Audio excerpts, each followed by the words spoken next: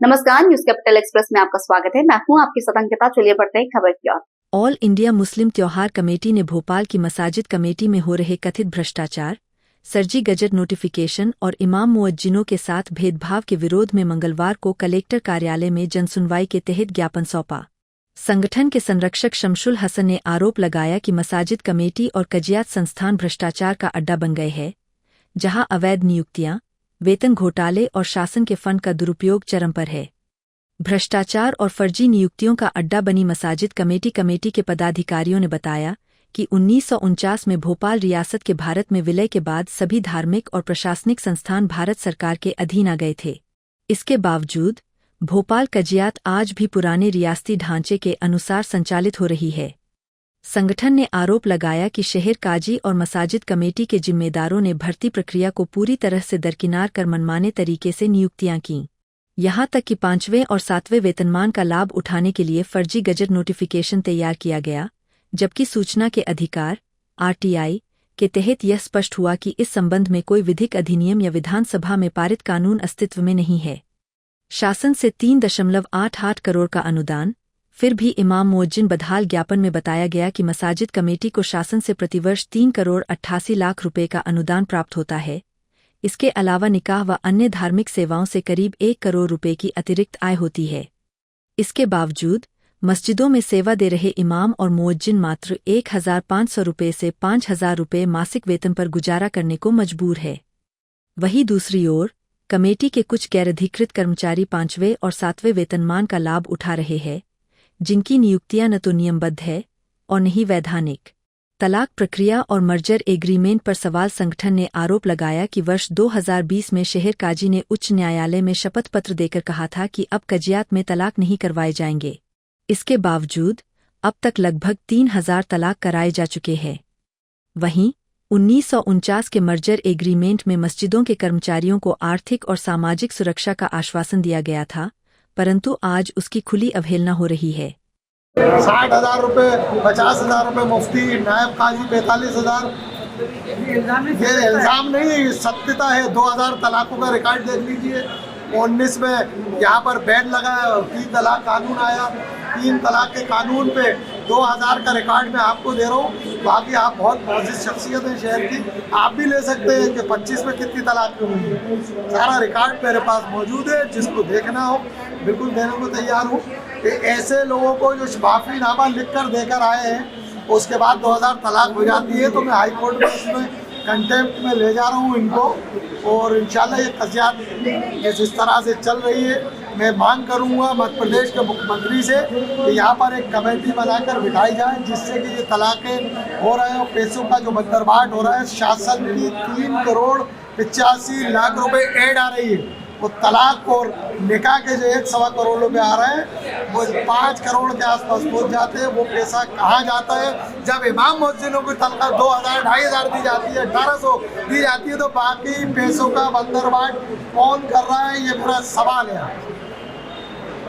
क्योंकि पिछले 15 दिन से हम बराबर इस मामले को, मसाइल को लेकर मिल रहे हैं। सबसे पहले तो हमने सूचना के अधिकार के तहत एक गजट नोटिफिकेशन की जानकारी जब मांगी हमने, तो विधानसभा सचिवालय ने हमें बताया कि कोई भी हमारे यहाँ से ऐसा गजट नोटिफिकेशन नहीं हुआ है। उस गजट के जहाँ नकली है, फर्जी है, जैसा भी वो गजट नोटिफिकेशन था, वो जब विधानसभा सचिवालय ने मना कर दिया कि हमारे यहाँ से पारित नहीं हुआ है, तो वो हमारे हिसाब से तो नकली कहा जाएगा, फर्जी। उस बिहाफ पे कजियात में जो काजी मुफ्तियों जो बैठे थे, जिनकी तनख्वाह मात्र 5,000, 6,000, 4,000 थी, उन लोग आपस में उन लोगों ने सेटिंग करके तनख्वाहें 80,000, 70,000, 50,000 ऐसी तनख्वाहें करी। जबकि वही इमाम मुअज्जिन जिनके पीछे हम 5 वक्त की नमाज़ पढ़ते हैं, उनकी तनख्वाह 2,000, 1,500, 1,800 ये स्थिति है। हक ढाका डालने का काम यहाँ बैठे हुए लोग कर रहे हैं। उसकी वजह के गजट, फर्जी गजट की वजह से आज स्थिति ऐसे हालात बने। और एक चीज़ और महत्वपूर्ण विषय, जब देश के प्रधानमंत्री ने 3 तलाक पे कानून बनाया 2019 में, 2019 में कानून बनने के बाद तलाकों पर टोटल बैन हो गया था, लेकिन उसके बाद भी 2019 में कानून आने के बाद 2020 से 24 तक 2 से 2,500 तलाक़ें हो गई। 24 के बाद 25 में कब 1,000-1,200 तलाक़ें अभी हो गई हैं, जबकि यहाँ के उलमा हमारे शपथ पत्र देकर लिखित में राइटिंग में हाई कोर्ट के समक्ष देकर आए थे कि अब कोई तलाक नहीं होगी, ये माफ़ीनामा देकर आए, जिसमें जस्टिस श्रीधरन साहब ने यहाँ के जो लोग गए थे उनको 10 बजे से 5 बजे तक सज़ा के तौर पर खड़ा रखा। उसके बाद भी आते से ही 2,000 तलाक़ें हो जाना, इससे ऐसा प्रतीत होता है कि भोपाल में जो कानून कज़ियात में मुस्लिम इदारों में जो कानून लागू, मध्य प्रदेश कानून जो लागू नहीं हो रहा, उसकी सबसे बड़ी वजह मैं मानता हूँ कि जो भर्ती अधिनियम लागू नहीं है मुस्लिम इदारों में। तो मैं मध्य प्रदेश के मुख्यमंत्री से पूछना चाहता हूँ, क्या शरिया कानून ही चलेगा मुस्लिम इदारे में, या मध्य प्रदेश कानून स्थापित करके वहाँ आप भारतीय अधिनियम लागू करेंगे? भारतीय अधिनियम लागू होने से सबको, जो नौजवान पढ़ के लड़के निकल के कोई हाफिज़ बन के, कोई कारी बन के तो निकल के आ रहा है, हाफिज़ बन के निकल के आ रहे हैं, उनको जगह कब मिलेगी? ये मेरा सवाल थे। आज मैं हमने ज्ञापन सौंपा है, माननीय कलेक्टर महोदय के नाम ज्ञापन था, एडीएम साहब ने रिसीव किया है उसे, और हमने देश के प्रधानमंत्री जी को भेजा है कि आपके 3 तलाक के कानून की भोपाल के कज़ियात में धज्जियाँ उड़ाई जा रही हैं, इसके बारे में आप कार्रवाई कब करेंगे? देश के कानून से कज़ियात की कोई वास्ता नहीं।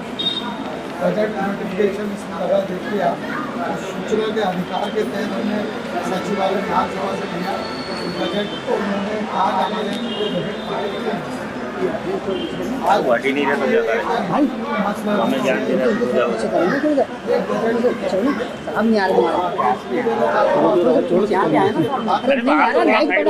चाहिए कि वर्तमान स्थिति मध्य प्रदेश में 20 साल से भारतीय जनता पार्टी का शासन होने के बाद अल्पमत सरकार में ये कैसे गजट नोटिफिकेशन हो गया?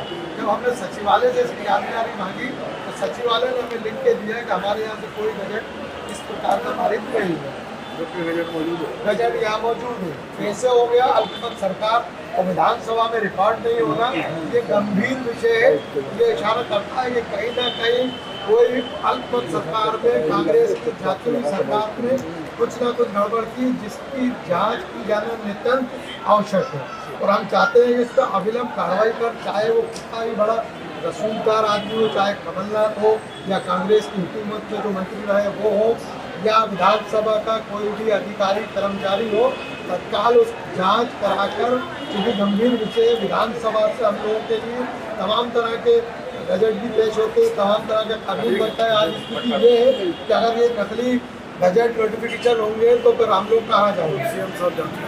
हाँ, इसमें जांच की जाना बहुत आवश्यक है। आप लोगों को जो ज्ञापन मुझे मिला है तो माननीय प्रधानमंत्री महोदय को संबोधित किया गया है जी, इसको जो है बता देना 1 मिनट। ये ज्ञापन मेरे को ऑल इंडिया मुस्लिम त्योहार कमेटी भोपाल की ओर से मिला है, और इसमें जो मुद्दे उठाए गए हैं उनके संबंध में उनका ऐसा कहने की जाँच कराई जाए, और ये ज्ञापन माननीय प्रधानमंत्री महोदय भारत सरकार को भेजा जाए। इस संबंध में जो प्रक्रिया है, माननीय मुख्यमंत्री महोदय को ज्ञापन भेजा जाता है और वहाँ से वो माननीय प्रधानमंत्री को चला जाता है। माननीय मुख्यमंत्री जी जो उचित होगा नियमानुसार वो कार्रवाई करेंगे। हमारा काम अभी तो नहीं है कि हम इस ज्ञापन को यथा स्थिति ससम्मान जहाँ के लिए आए वहाँ प्रेजेंट करें। आपका नाम और डेजिग्नेशन? मैं पीसी साहब एडीएम भोपाल।